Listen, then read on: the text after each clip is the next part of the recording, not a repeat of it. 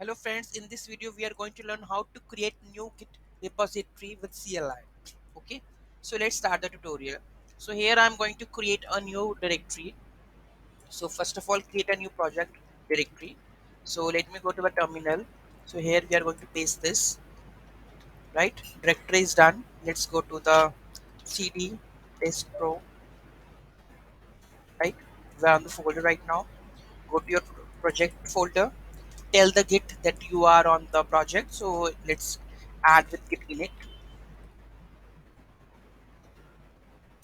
initialize empty with the git repository, add some of the files. You can add this one, so it will create some of the files, right? So this is done. So let's, if you go and check git status, 5 files have been there, right?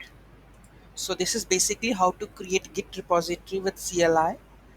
You have to, if you initiate that and you want to push that code in later videos, we are going moving step by step. This is one that we are just initiating a repository, a git repository, that's it. Okay, so I hope you understand what exactly we have explained. Thank you so much for watching this video. Have a great day.